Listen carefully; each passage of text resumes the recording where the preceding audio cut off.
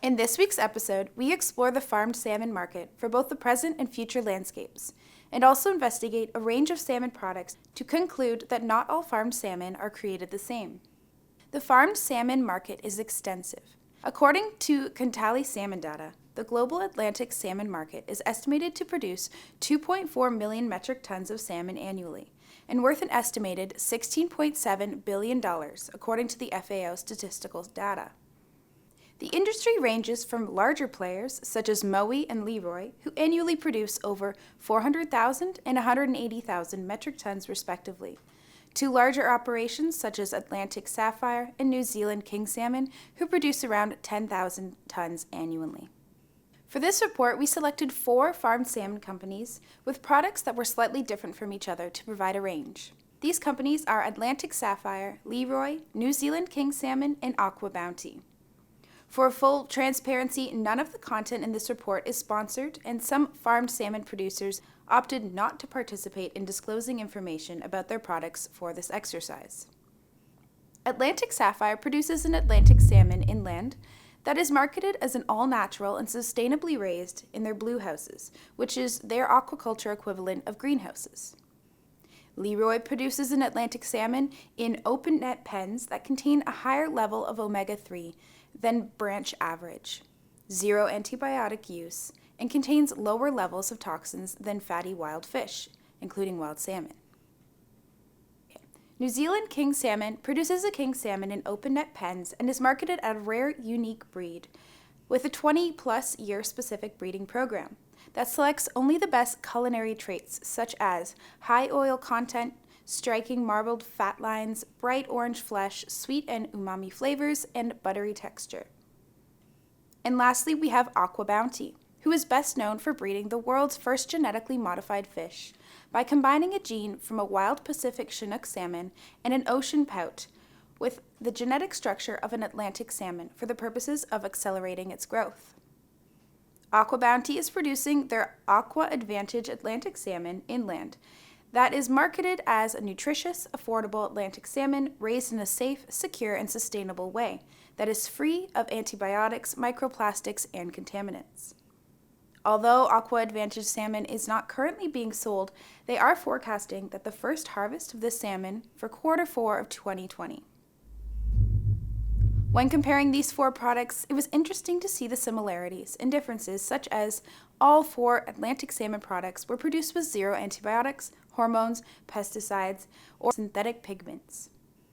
In fact, according to CWest News, there was a 50% reduction in the use of antibiotics over the last 7 years.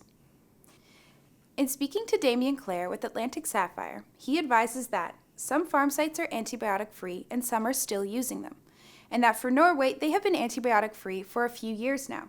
In Chile, some farms are now antibiotic-free since last year.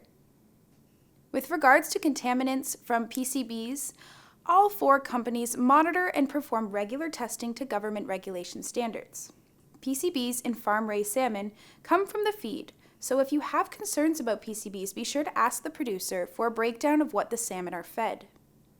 It is important to note here that PCBs are also found in wild salmon as well. One of the major differences can be seen in the salmon's time to harvest, where, for example, Atlantic Sapphire's Atlantic salmon, which is produced inland, take 18 to 20 months from egg to harvest, compared to Leroy's Atlantic salmon, which is produced in open net pens, take 26 to 28 months from egg to harvest.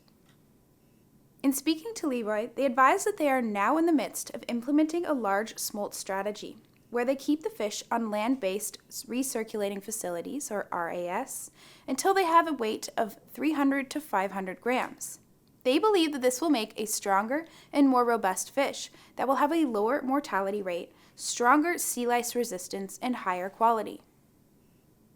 Lastly, as a point of ongoing debate on sea lice and whether fish farming should be moved to RAS facilities inland, both Atlantic Sapphire and AquaBounty do not have issues with sea lice because land-based RASs do not have sea lice.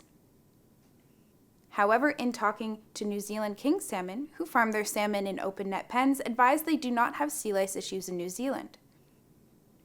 If you would like to see the full feature set, Between these 4 products, we have prepared a comparison sheet, which you can download from the link below.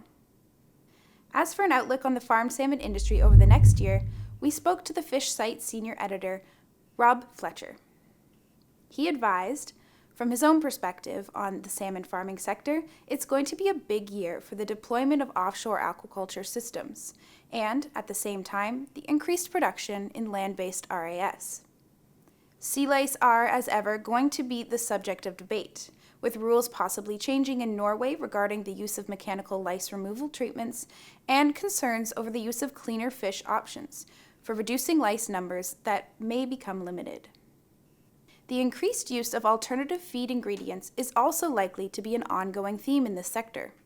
The fish site was recently acquired by Hatch Blue, the world's first sustainable aquaculture accelerator, which has invested in over 30 companies with a range from aquaculture innovations, biotechnology, to data intelligence with such names as Impact 9, Manolin, and Montana Microbials. Looking ahead even further at the aquaculture industry, a new paper led by the American University researcher Dr. Jessica Gephardt was just released where the team developed scenarios to evaluate the future of aquaculture and its potential role in human nutrition. A visual they produced shows 4 scenarios: food sovereignty, blue internationalism, aqua-nationalism, and aquatic chicken. Food sovereignty is a sustainable local production by smallholders within local context, resulting in lower production, higher prices, and globally more diverse species. Blue internationalism focuses on high-tech, high-volume production within local context, with strong environmental regulation, resulting in more diverse species locally and globally. Aqua-nationalism is production-oriented to domestic markets, with limited technology and knowledge transfer resulting in reduced local choices and higher food prices.